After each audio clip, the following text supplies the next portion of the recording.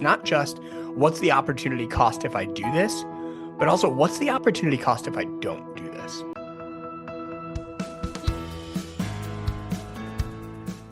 Hi, I'm Karl Vaters, and welcome to the Church Lobby, Conversations on Faith and Ministry. Where would you love to travel to if money wasn't an obstacle? That's the question Tim Walker asks in this very practical episode. Today's conversation is about three subjects that can be of help to so many pastors, especially pastors in smaller churches. First of all, we'll talk about the importance of the growing side hustle culture that's bringing much needed financial freedom for so many pastors. Then we'll talk about why creating financial, emotional, and family margin is so important for your life and ministry. And then finally, we'll talk about how to get the most out of your finances for travel through some practical steps that Tim has a mastery of. Tim pastors Restored Church in Wilkes-Barre, Pennsylvania, and he was in the church lobby for episode 86 when we talked about the challenges of church ministry in a dying city center. Since then, he's helped a lot of pastors with very limited finances find the freedom to enjoy the enriching opportunity of travel.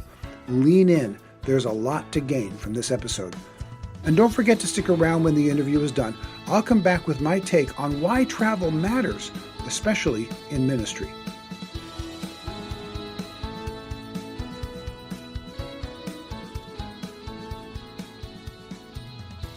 Well, Tim Walker, welcome back to the church lobby. Hey, thanks so much for having me, Karl. Looking forward to today's conversation. Yeah, you and I talked, I think it's been a year and a half, 2 years ago, probably. It's episode 86, if anybody wants to find it. You pastor Restored Church in Wilkes-Barre, Pennsylvania. Remind us again of where Wilkes-Barre is and what kind of ministry you're doing in the downtown of let's just call it a challenging area. Walk us through that for a moment or two. Yeah, absolutely. So Wilkes-Barre, if you're a fan of The Office, is located just south of Scranton, Pennsylvania. The Scranton-Wilkes-Barre area is the third largest metropolitan area in the state of Pennsylvania. So I have been here for 14 years now, intentionally planted a church of and for the poor, located in the poorest neighborhood in the city, living in the poorest neighborhood in the city, have seen God work in so many different ways. Our church is primarily filled with first-generation Christians that Jesus has rescued out of addiction, prostitution, gangs, prison, homelessness, atheism, Satanism, and everything else in between. So we really just have a collective passion to reach those who are where we were, and so grateful for the opportunity that God has given us in this urban ministry context. Yeah, and you and I met when I came to do a small church pastors conference there at your church in Wilkes-Barre. So I can testify that everything he's saying, there are no exaggerations in what he just said. It is an old historic church. Tell us a little bit about the history of the building as well for those who haven't heard yet that story. Yeah, so the building that we've been here for 10 of our 14 years. It is a former Welsh Presbyterian church. So the Welsh revival that spread all over the world actually has some roots right here in Wilkes-Barre in modern American and even global church history. So this building was built during the Civil War, 1863. While the Civil War was being fought, this church building was being constructed. We've been here for about a decade now. When we moved in, we loved that it put us right in the poorest neighborhood in the city. Thousands of people who are at risk and in need within walking distance of our building. And during our journey here, what we've really done is we have renovated the building with the purpose to really function like a community center Monday through Saturday that just so happens to house our church on Sundays. I've seen so many gospel opportunities in light of that. Yeah, so those of you, the reason I wanted Tim to take a moment to talk about that again, we did this in episode 86, but I wanted you to hear about this so that those of you, and there are many of my listeners who are in very similar situations to where Tim is. You're pastoring a church in a town that used to be a strong lighthouse for the gospel, and it is no longer. You live in what used to be called the burnt out area or burnt over areas. There was so many revivals that happened 150 or so years ago that it was like they would tell other evangelists, no, that's burnt out, don't even go over there. Like almost everybody's saved over there, kind of a thing. And the heritage of that building is spectacular. But yeah, it's not that anymore. It is very post-Christian. It's very depressed economically, socially, and spiritually. So, for those of you who are in those kinds of situations, and you're wondering, what do I do with a heritage building in a very difficult place that is post-Christian and that is challenging? Go back to episode 86, listen to that with Tim. He's doing so many great things there. So I want to point you back to that. But for the rest of our time today, I want to talk about something that you have picked up and that you're doing. And it's going to take a little bit of explanation, because if you've listened this far, and if you've already read the title of the podcast, obviously, and you're listening this far, you've got enough trust in me and or Tim to know, okay, it probably isn't what it sounds like. But when we talk about travel hacking, travel multiplier, we're going to give you all kinds of great things for your miles. Are you trying to sell me something, or is this multi-level marketing? It sounds odd. And I think it only sounds odd because we have been so scammed by so many scam artists with ways to make money off the side, that there's this whole kind of, we go into it with more than a little bit of cynicism, even more than skepticism, but cynicism. So what I want to talk about with you today, Tim, is actually two parts. One, I want to talk about the importance of the side hustle, of earning extra money for the pastor, why that's growing, the philosophy behind it for you, and then get into how we can actually travel more as pastors' families, and as those of us who don't have budgets to be able to travel on. You've unlocked some real secrets. It is not a scam. It is not something you have to sign up for. It's not multi-level marketing. It's an intelligent approach to travel that I want to learn more about, because I travel a lot and I'm not doing nearly enough to take advantage of the things that you've figured out. So this is as much for me as for everybody else. So with all of that precursor, so here you are, you're pastoring. It's in a challenging place. You got all kinds of mission. You can be more than busy enough just simply at Restored Church and with the work that's there. Why are you spending time on travel multiplier, on what you call travel hacking? Before we even get to what it is, why are you doing the side hustle? So I would say probably a few years ago, I'd been here about a decade, ministering in a depressed, impoverished urban context. And to be clear, technically I'm full time in my role. But what that generally meant was the church barely pays me enough money to live on. And so it was a little bit of a stressor, somewhat of a challenge to be able to absorb and weather incidental expenses that went beyond the typical everyday month to month type expenses. So, as I started looking at that, and I really started assessing health and longevity for ministry here in Wilkes-Barre, I started looking at part of that health equation is financial health and stability, some of the security and the necessity to be able to weather incidental financial needs. And so it was something where I started to reverse the equation, where I've got a lot of friends in ministry who I deeply respect that are bivocational and aspiring to leave behind the bivocational life to eventually become full time.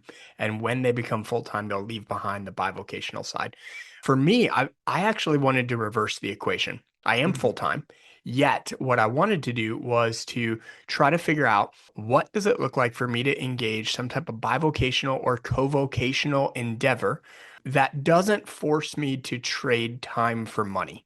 What I Mm. didn't want to do is I didn't want to constrain myself to a strict schedule where, hey, now the freedom that I used to have in ministry, now I've given up that freedom in pursuit of more financial margin. So I started looking at what would that look like. And a lot of it, I would say, has really intrigued me in what's called the knowledge economy. About 20 years ago, there was a guy named Tim Ferriss that wrote a popular book called The 4 Hour Work Week. Yeah. And it was kind of started this trajectory of what does it look like to take knowledge and skills that you have, turn that into evergreen content that you're able to package and sell in a way that it is as available as people are interested.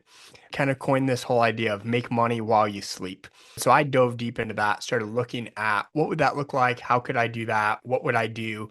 And then started looking at, okay, really the best knowledge comes from lived experience. It comes from personal transformation and be able to speak back into the realities of those who are where you were, helping them to be able to learn and benefit from your journey and be able to do that.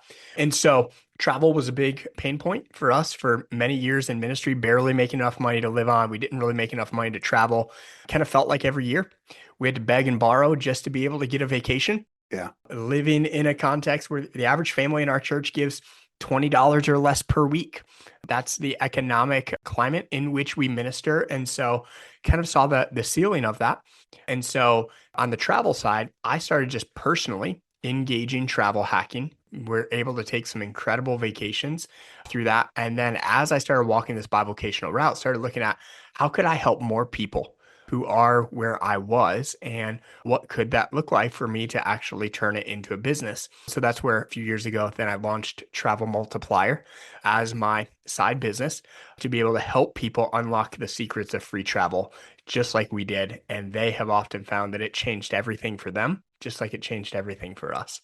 Yeah, yeah. Before we get to the specifics of the travel hacking, because that will be the bulk of our conversation today, let's take a little further moment on the side hustle idea. And for those of you even who are unfamiliar with the term side hustle, what does that mean? It means you're hustling a little bit on the side. It means you've got a little bit of work on the side. It's not your primary job typically. There are co-vocational and bivocational pastors out there, obviously, who have a full-time secular job and who are pastoring in the margins between those, in the spaces between those. And you have both of our huge admiration and our prayers and anything I can do to help with that, as we've done with multiple podcasts and multiple articles so far. We want to continue to do that. But what we're talking about today, as Tim has talked about, is really the pastor who is close to full-time or full-time. But as you said, you have barely enough to live on, which is about the line that most pastors, especially in smaller congregations, which is most pastors, where we are. Some of us are on slightly on the downside of the not quite enough money to live on. Some are just a little bit above that, where we've got a little bit of comfort for the first time in our lives. But that nice edge is very familiar to our listeners, of course. So talk about just a little bit more for those who might be in that situation and who are looking at it and going, I don't want to peel away any more time from the ministry that I'm doing. I can barely function pastoring this church as it is. I would love to have a little more margin in my finances, but is it really worth the time that it's going to cost me? Talk to that pastor who's got that really legitimate concern. Yeah. So I think in a lot of ways, there is an opportunity cost that you have to Mm, assess in both the negative and the positive. So part of what I started to do was I started to have all those same feelings like, I don't know, do I really want to do anything you invest in is time. And so, man, I feel like I've got these things I'm developing in ministry. I've got all of these needs I'm absorbing. Like, do I really want one more thing in my schedule? No. I don't want one right. more thing in my No. schedule. And I don't Yeah. think any of Yeah. us who are driven and visionary and faithful in leadership do. I don't think any of us would answer that question positively. But we would say, okay, but I do want more margin. I do need more security. My family does need some more peace of mind on the financial end. A lot of it for me, my family has had just an abundance of health related expenses. That's been really hard to absorb that. And so I didn't want to give more time, but I did want to have more financial margin. And so that's where I looked at the opportunity cost, not just what's the opportunity cost if I do this, but also what's the opportunity cost if I don't do this? Like if I don't create more margin for the long haul, well, it's probably a recipe for burnout, for disillusionment, for frustration, for future stress. And so, if I do want to experience more freedom and flourishing in those areas, what could I do to be able to steward my time strategically in a way where the short term sacrifices, the burst of energy that I will give toward developing this, pays off long term in the scalability for better sustainability, both personally and pastorally? And so being able to make that investment was absolutely worth it. And being able to really engage in a business model that I knew that the upfront investment led to more self-perpetuating momentum down the road by being able to develop evergreen content that once it's built, it's built. Once it's Yeah. available, it's forever available. And that whole make money while you sleep mantra that we talked about, I remember for me in doing this, I had so many doubts, fears, objections, insecurities, questions on the front end. But I remember after doing it, I have this very distinct memory of waking up one morning, rolling over, grabbing my phone, and there was a notification. I literally made money when I slept. Hmm. And I was like, I didn't touch my business really over the last month. I didn't really invest all that much. But that front end investment I made is still paying dividends today. And I'm really grateful for that. And so I think that the whole conversation about opportunity cost really matters, Yeah. both positively and negatively. What's it going to cost me if I do it? But what's it going to cost me if I don't do it? And for me, that's kind of the long-term vision. I would love over the next decade if I could actually fully work myself off of church salary. Yeah. That's the long-term goal that I'm nowhere close to that. But I'm gradually working toward that with the goal of I don't want to leave my role. I still want to be full-time as the lead pastor of our church. But if I could get to the freedom where I could reinvest my salary, give back what the church used to pay me to be able to invest in greater kingdom work, both in our church and throughout our region, I absolutely love the opportunity that financial freedom and bivocational, co-vocational endeavors could make possible for that. Yeah. It's interesting because the Apostle Paul, there were times when his honesty and integrity were challenged. And in the New Testament writings, there are places where he goes, hey, I was hands off. I didn't ask anything of you guys. Right. And how could he go and plant a church and be as invested as he was in ministry and not ask anything of them? Well, because he had the side hustle. He was a tent maker. He knew that. And so you build into your life, the term you used is margin. And I think it's a really important word because the opportunity cost that you talk about is really in that margin. You feel like now, maybe as a pastor, you're working so hard, you've got no margin at all. Here's the way I like to think about it. Time and energy are two great assets that we're all trying to manage. And yes, there are time efficiency tools that we can use to get the most out of our time, but we can never regain time. We're all burning time at the same rate, and none of us can change that. But what we can change is the rate at which we burn and restore energy. You can't restore time, you can restore energy. So part of the margin that this allows us to do is to be able to restore that energy. So like you said, there's an upfront energy cost of getting this thing set up. But once you do, there are so many different opportunities now that never existed when I started out in pastoring, where you can earn, they call it passive income. It's not exactly passive. We all know there's work to do, but it is far less active and far less hands-on than pastoral ministry is. You can actually set something up that does have an automatic recurrence that you're not having to constantly recreate it again. For you, like you said, you wake up and hey, this thing's, I sold a package overnight or whatever. For me, behind me on my shelf here are the books that I've written. They're selling on Amazon whether I'm awake or asleep. Uh, I can't live on that any more than you can live on your travel multiplier, but it gives us margin financially and energy wise. So the opportunity cost up front is something worth expending. So let's move from that to the travel multiplier itself. So you got into this idea of, you use the term travel hacking. So let me just ask you about that term to begin with. What is travel hacking? What is the travel multiplier website? And then we'll get into the details. Absolutely. So travel hacking, hacking is not a bad term. All of us have life hacks that we use. A hack is Mhm. simply something that we engage to make ourselves more effective or efficient. Really, what I learned is that travel hacking was something that isn't new, isn't obscure. Actually, it's been around for decades. People have been doing this for quite a while. And so travel hacking is just simply adding on to your repertoire of life hacks, leadership hacks that you already use to become more effective and efficient with your time. So, to define it, travel hacking is a strategic process of layering and leveraging credit card rewards for thousands of dollars in free travel. So, like you mentioned earlier, there's no timeshare pitch, there's no pyramid scheme, there's no bait and switch gimmicks. It's simply taking the money that you already spend on everyday expenses each month for your family and making your money work for you in a way that generates all kinds of free travel. So then Travel Multiplier is the specific business that I created. So I created Travel Multiplier to help other people learn how to engage the freedom of free travel, just like I've done as well through a number of free or paid resources. So that raises two questions for me. One a little skeptical and one more affirmative. Let Yep. me start with the skeptical. So, what about our Dave Ramsey proponents out there that are never going to touch a credit card? Is there a way to do this without using a credit card? Because you specifically mentioned using the credit card to get these benefits.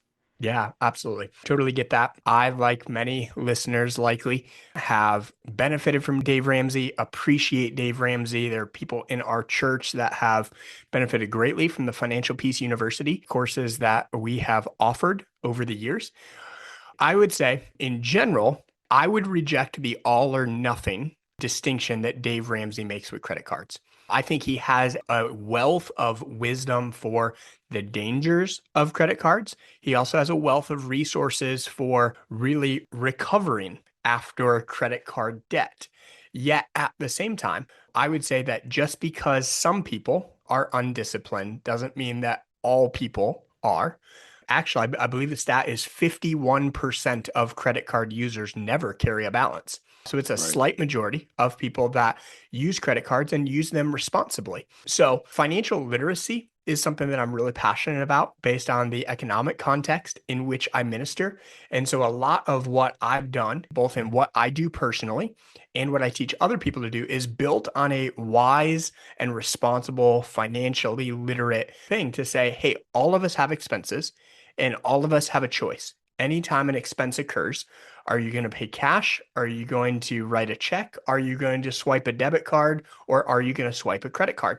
And the reality is, if you can use a credit card responsibly for your everyday expenses, well, those everyday expenses channeled through travel credit cards can actually make your money work for you. I'm sure we'll talk later on about some of the outcomes of this and some of the things that I've done or helped others do.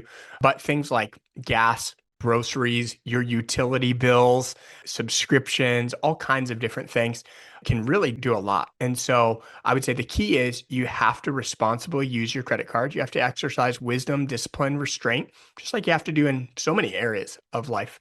And simply make the commitment that I'm going to pay off my statement balance on time and in full each and every month. So I've never paid interest or late fees. I've done all of this debt free, as have the other people that I've worked with as well. It's not about spending more money. It's simply about taking the money you already spend and strategically leveraging that. Totally understand the Dave Ramsey Sure. people. Totally understand the skepticism. I was pretty skeptical myself. I would simply say my starting point of being so frustrated with the inability to travel, what I found is I thought it was too good to be true. I was highly skeptical, really cynical, but my desperation outweighed my skepticism, and I was willing to give it a shot. When I did, I found this is way better than I ever thought it would be. And I'm so glad that I jumped in and did this. Yeah, that's a great segue to the second point. Before we do that, so let me just put a cap on that first one before we get to that second benefit of the benefit of travel, which is one, if you are currently in debt and you're working your way out of this, you probably haven't listened this far anyway because you're looking at it and going, I can't do stuff with my credit card. And not only do I honor that, but I really strongly suggest you work to get yourself out of debt and just that is your primary financial responsibility right now. We honor that and you need to do that. Or secondly, if you know that you're susceptible to that. Every one of us has weaknesses.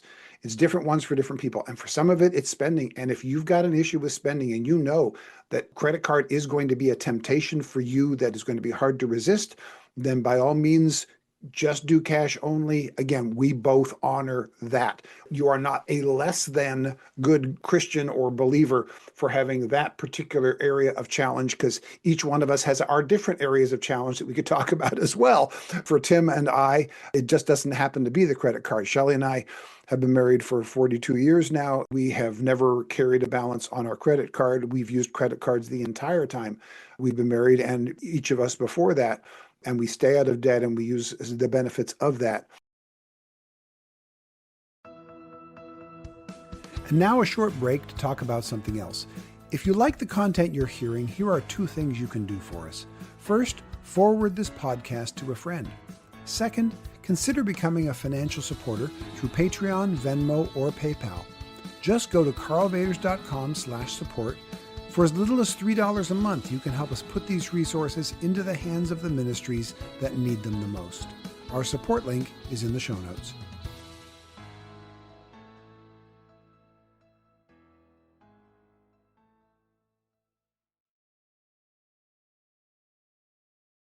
But now Tim's going to help us to use the benefits of that even more. But we're going to do it specifically for travel. So that leads to the second question, which you already kind of touched on a little bit, the benefits of travel. Why travel? There are a lot of different things you can get benefits out of financially. Why is travel so important to you? And why do you think it's something that is important to so many pastors? Yeah, I think ministry is a hard and heavy calling.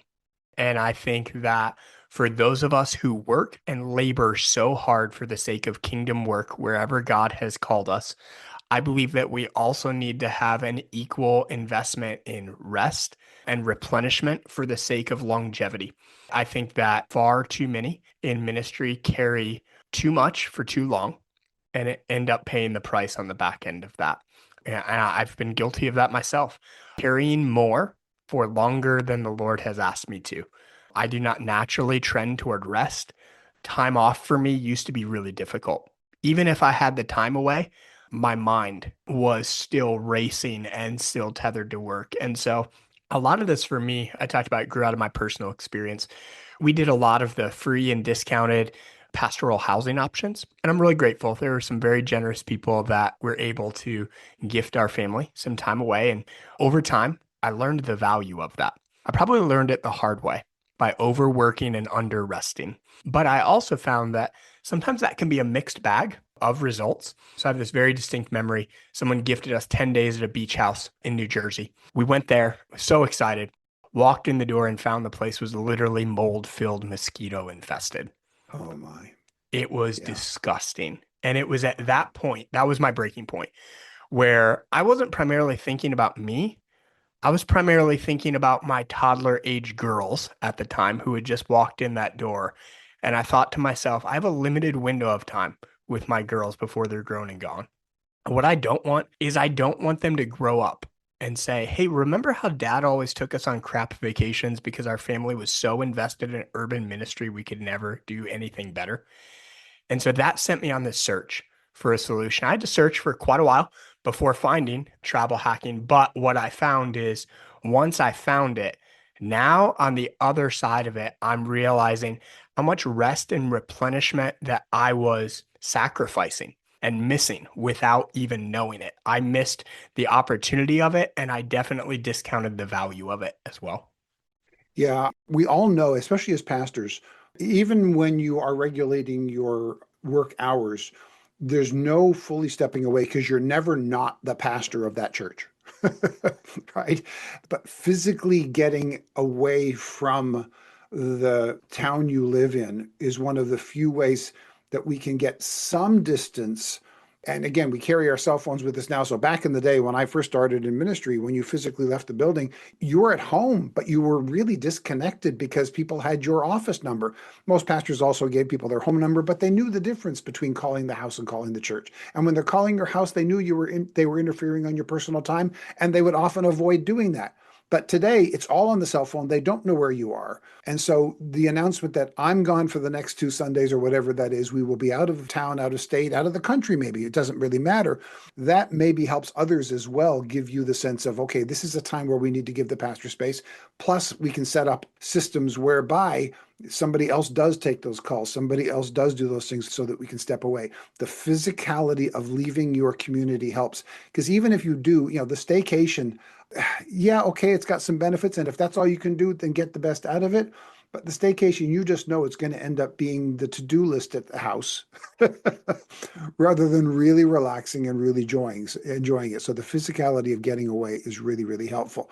So I don't think we need to really sell that to people because I've multiple times seen, when people do what do you want to do when you retire or what do you like to do more of? Travel takes top of the list every time constantly. It's a huge desire for people to do more travel. So we don't need to sell travel anymore. We've got that laid down. So start us on some of the real practical things. If we're just looking at this and we're trying to understand what it is you're talking about, give us an idea of what it is you are talking about and how do we begin on this idea of travel hacking? What does it begin to look like in the first stages?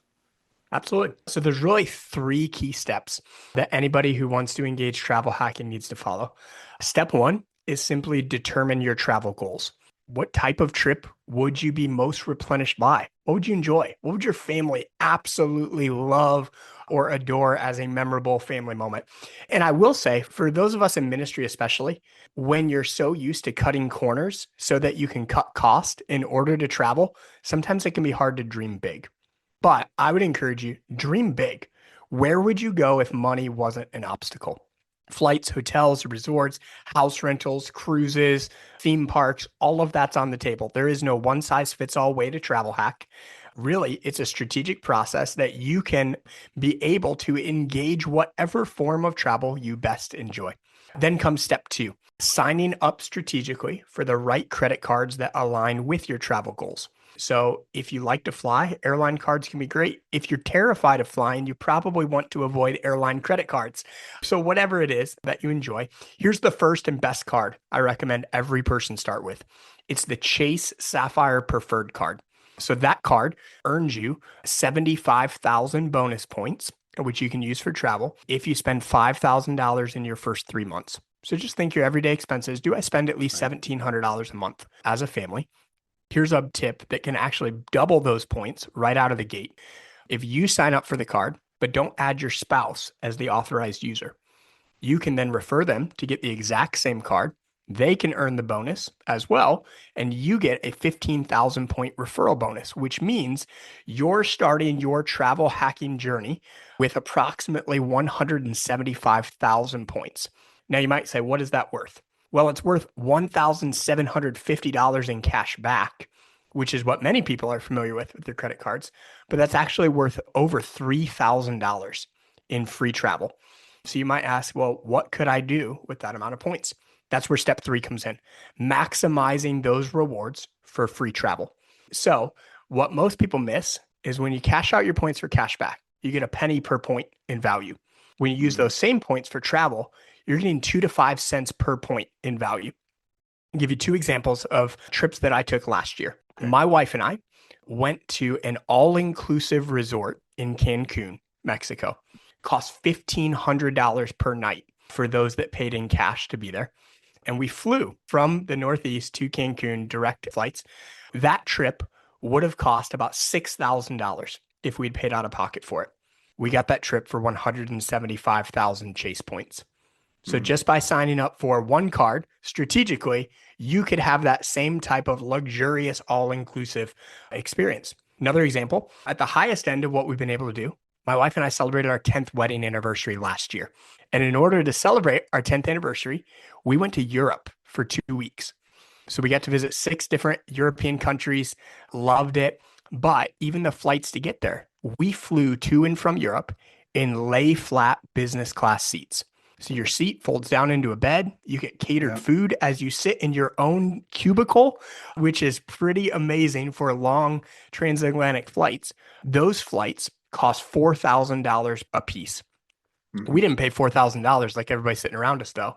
We got $4,000 flights for 55,000 points each. So many people would take 55,000 points and cash it out for $550 cash back.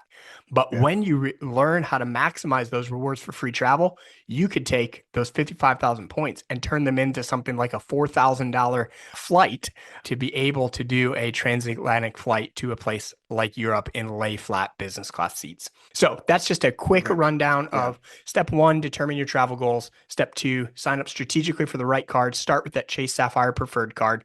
And then step three, learn how to maximize those rewards for free travel, because that's really what makes or breaks extravagant trips for most people. Most people don't know how to be able to find and engage and leverage their points for that type of extravagant free travel.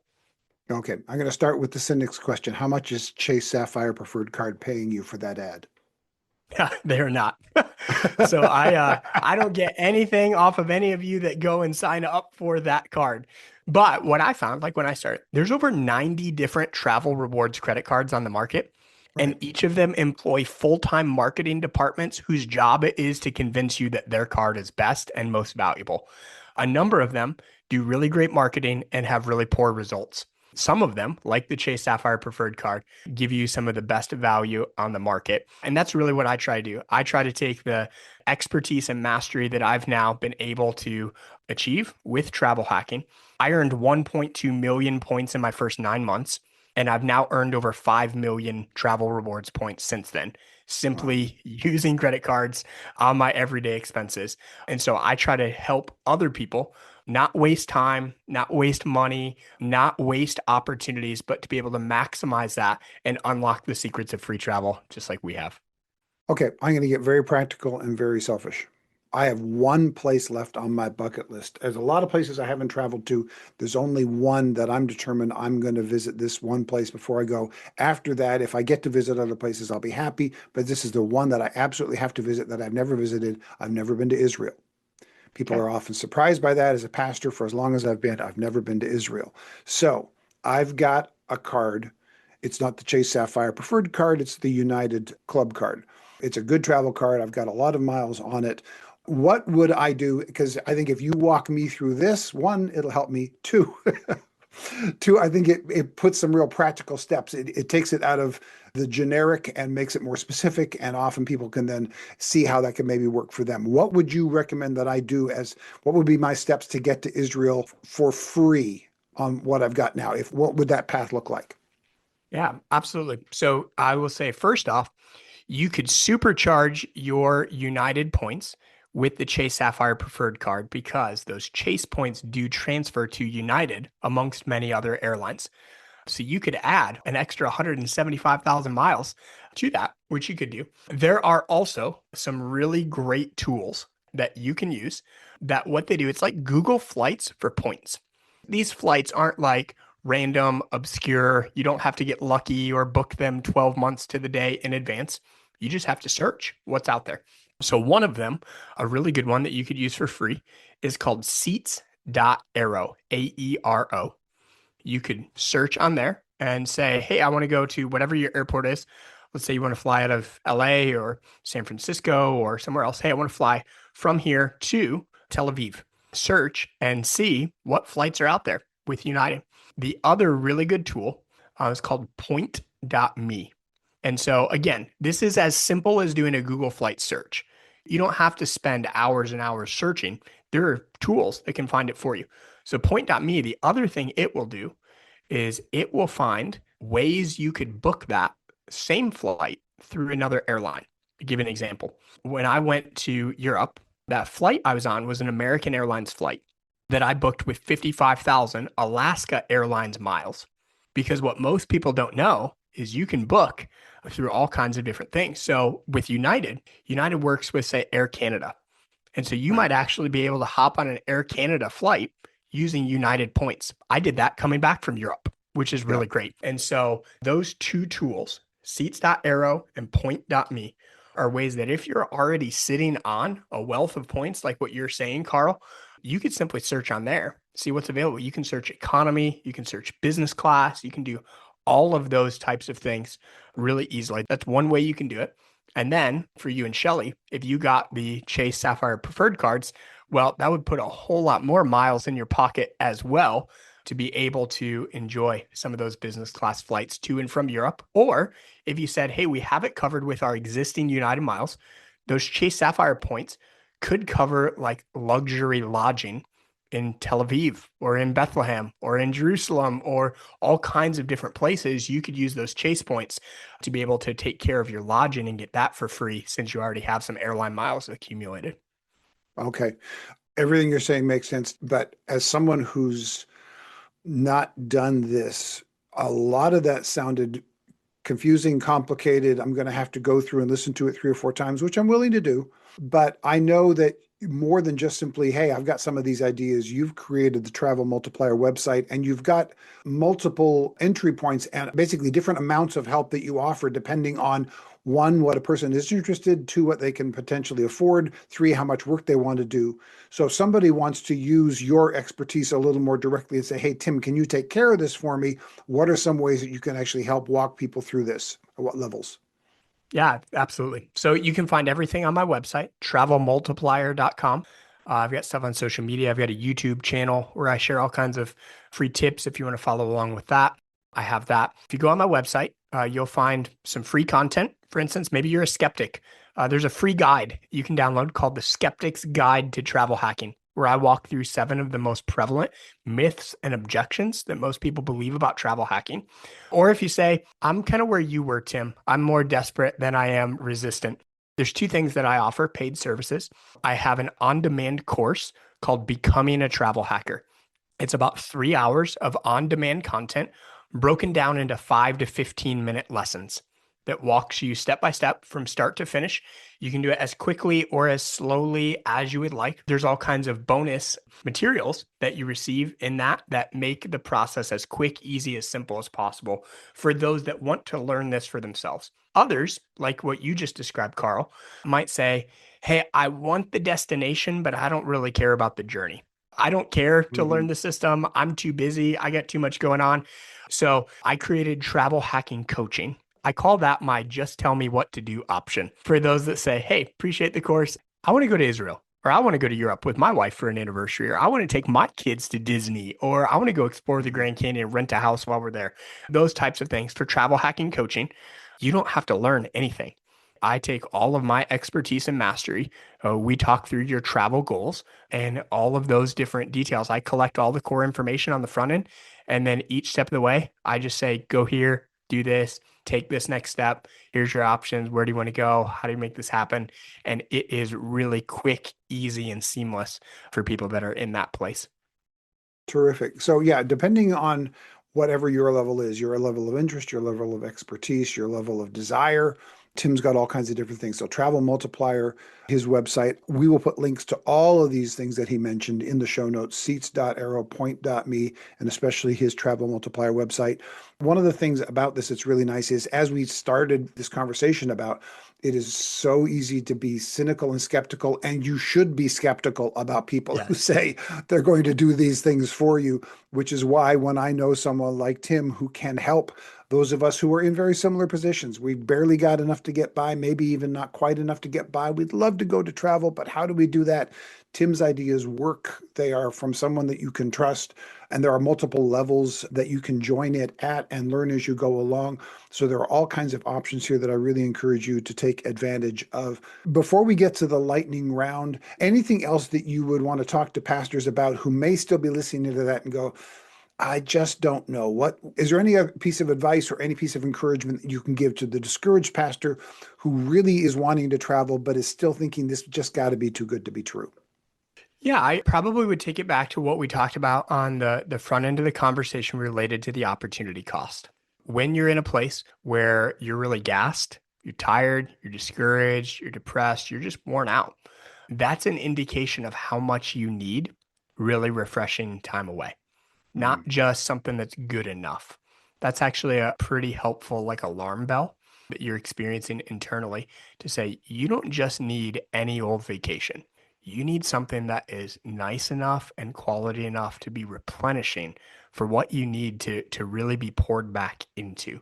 And so I believe that there's an opportunity cost for doing this, a small investment of time, or there's an opportunity cost to not doing it as well. So I think that's probably my greatest joy in that probably 70% of the people that I work with are pastors and missionaries. I've been able to lessen missionaries' fundraising needs because they don't need to fundraise for travel anymore. I've been able to help pastors be able to get really incredible vacations. I've been able to help them go on mission trips and cut the travel cost out of it.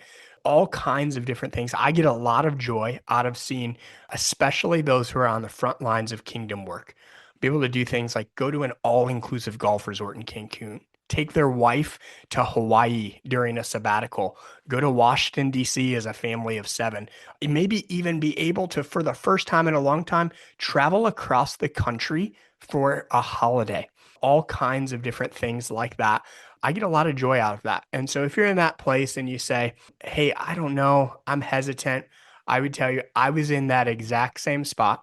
I've found it to be worth it. And I would love to help you experience the same type of joy that comes from, I can't believe we got this nice of a vacation. I can't believe it didn't cost us any money.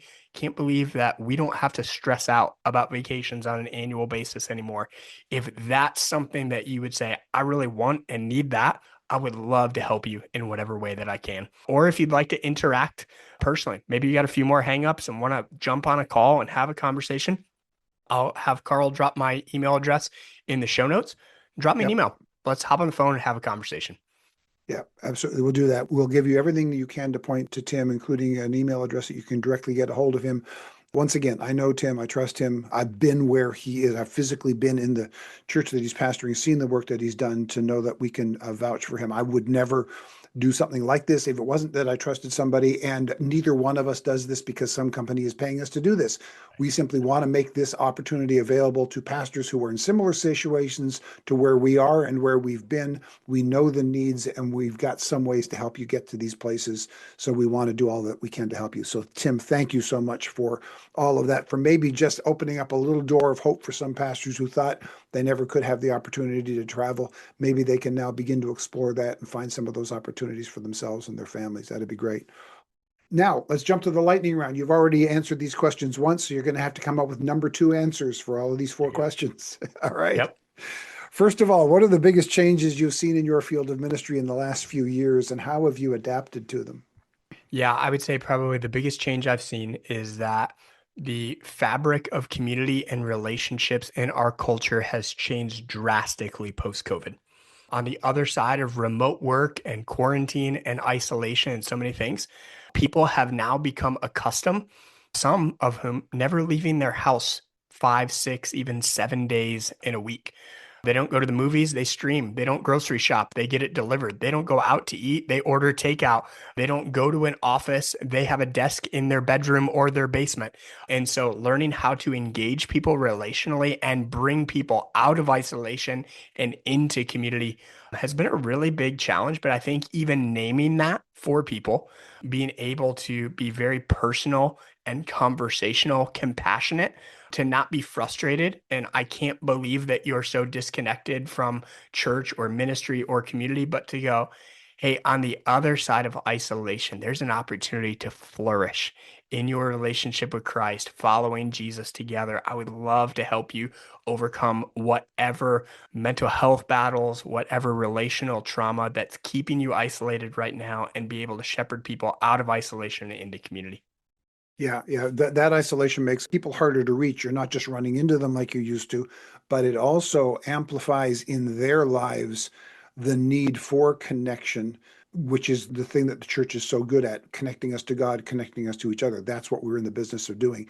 I think now their felt need for that for a whole lot of people is higher than it's ever been, even if the challenge of reaching them is more difficult. Yeah.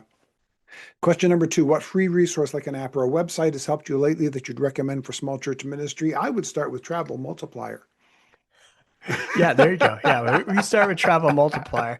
And then on top of that, I know that this is a hotly debated topic in today's world.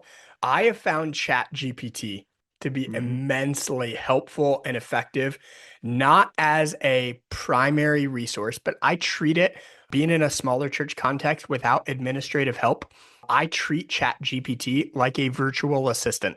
And being able to engage that has saved me so much time on more task driven things so that I can invest so much more energy in people and writing sermons and studying and learning and developing and so many other things. I'm a big fan of ChatGPT. Yeah, we've had a couple conversations on this podcast with guests about AI and specifically ChatGPT and some of the other AI sites. All right, number 3, what's the best piece of ministry advice you've ever received? Yeah, it's actually related to this whole conversation. Your ministry will rarely be healthier than you are. Mm, So that has wow. caused me to press into counseling, understand emotional health, to be able to pursue deeper mentoring, others who are investing in my marriage, my parenting, my wife, and my kids, and so many different things. That's a key principle that really informs why I'm so passionate about traveling myself and helping others do the same, because someone told me that a decade ago, and it took about 5 years before it actually set in. But Yeah. that understanding that your church will rarely be healthier than you are has been life changing for me and life giving to my family and our church family here. Yeah, I experienced this recently. I've been at my current church for 32 years now. coming up on 33. And I, was a lead pastor for 25 years, and my youth pastor is now my pastor and has been doing a great job for the last 8 years. But a friend of mine visited our church not long ago, and at the end of the service, as we were having lunch, he said, "I walked into that church and it felt like you." And I went on two levels. One was delight, and the other part was panic. Like, even after not being the pastor for 8 years, he said that church felt like you. Now he meant it as a compliment, for which I'm grateful.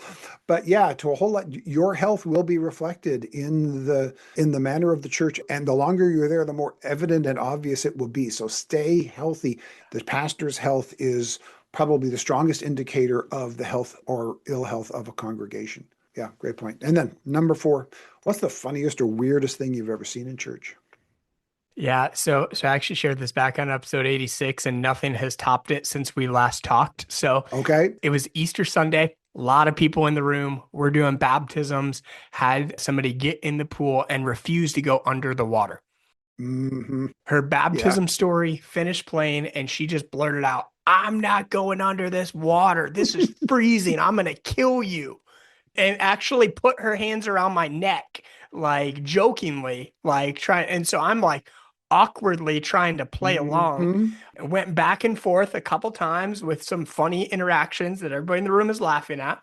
And so finally I said, "Hey, you don't want to go under this water, right?" "No, I don't want to go under this water either, but I'm going to make you a deal. I'm going to hold your hand. I'm going to count to 3. And at the count of 3, we're both going under this water. Got it?" And so she was like, "Okay." So I counted to 3, held her hand. I went under. I came back up. All she had done was dipped her face in, and everybody clapped and cheered. And we were so grateful that she sort of went through it. And so we said, that's one of those good enough. I'm a Baptist. I believe in baptism by immersion, Yep. but her face going into the water was all the immersion we were getting out of her that day. Wow. Let's hope baptism doesn't work like Achilles' heel, that the back of her head isn't saved. Exactly. Yeah, there is something about this whole idea of getting soaked in front of a whole group of people during a formal church setting that is just open for all kinds of interesting, funny, and challenging stories. I think baptism stories have probably been the most frequently told story in the answer to this question, the funny, weird stuff that happens around baptism. Tim, thank you so much for this. As you mentioned already, we're going to put your email in the show notes. We're going to put those other places that you mentioned, ChatGPT, Seats.aero, Point.me, the travel multiplier. All of that is in the show notes for anybody who wants to reach out further to Tim on any of this. But Tim, thank you for the work you do. Thank you, first of all, for the work you do in your local community in Wilkes-Barre, in a place that really needs the light of the gospel shining, and the work that you're doing there is extraordinary. I've seen it firsthand, and I'm blessed by it. Thank you for your friendship. And thank you for your advice today. You're going to help a lot of pastors get a little more margin in their life and ministry. Thanks so much, Karl. For so many years of pastoral ministry, we traveled very seldom. And when we did, it was usually to stay with family, which actually was great. But now that we're doing the ministry of helping small churches thrive, which takes us all over the world in ministry, we are gaining a renewed appreciation for the value of travel. From seeing how others live, to taking in the history that we've only read about, to the chance to slow down away from the responsibilities of home, I'm convinced now more than ever that travel is of value in so many ways, especially for those of us who serve the Lord in pastoral ministry. This is why I had Tim on as my guest for this episode. As you heard both of us say several times in our conversation, no one is sponsoring us for this. There are no pyramid schemes involved, and I won't be getting one penny if you sign up for any of the services that Tim offers. We really just want to help you, your spouse, your family, and your church by giving pastors any tools that we can to create more margin for you to enjoy your life, to do valid ministry, and to extend both of those in long-term, healthy ways. This episode was produced by Veronica Beaver. It was edited by Phil Vaters.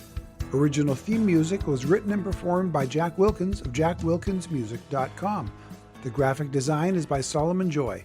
And me, I'm Karl Vaters, and I hope to talk with you again in the church lobby.